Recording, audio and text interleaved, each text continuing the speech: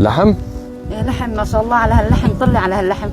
هذا لحم، هذا عظام دجاج. لحم.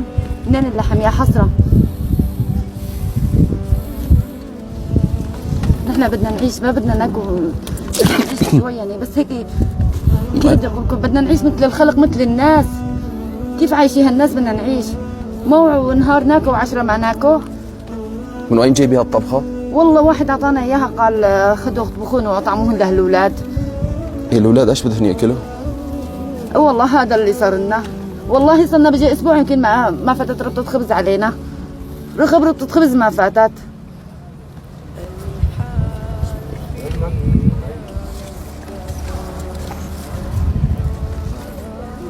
كل هالعيلة 9 بيستنوا هاي الطبخة؟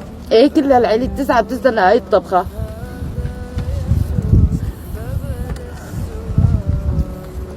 قال لك لاخر الليل لحتى مأمنين الطبخة؟ ايه اذا ما عندي شيء، ما عندي حتى لاني اطبخ عليه غير هالنار. بروح او كنت روح على المزابل جيب الحرق مشان احرق واحط اطبخ لاولادي طعميهم. هي صغيرة. ايش ذنبهم طيب هدول اطفال؟ هي صغيرة شو بتاكل؟ شو بتاكل هي صغيرة؟ بتاكل كل شيء، بس ما في شيء نأمن لها اياه نطعميها اياه.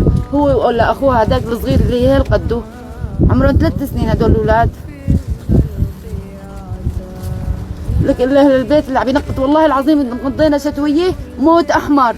روح على المكب جيب الزباله مشان بس احرق ودفي اولادي. والله عود ما جبناه، كله بدفي اولادنا بس مشان انه ما نحتاج حدا.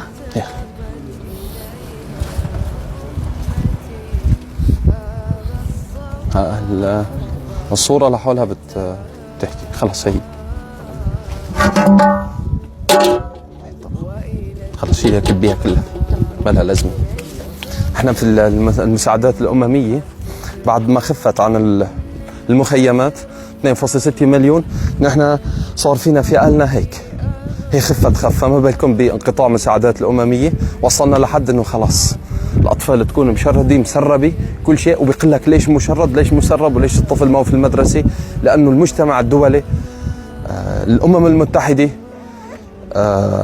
مجلس الأمن اللي وافق على الفيتو تبع قوات الاحتلال الروسي ونظام الأسد أدى في هي الناس في هذا الحال. هيك نحن كشعب سوري وكناس كناس كرام هن تهجروا من بيوتهم لانه ما بدهم نظام الاسد المجرم وما بدهم المساعدات الامميه تجي عن طريق نظام الاسد. انت اذا قالوا لك ترجعي بيت الاسد بترجعي؟ لا ما برجع. ليش؟ لانه هو اللي دمرنا، هو اللي شردنا، هو اللي عمل في اولادنا هيك.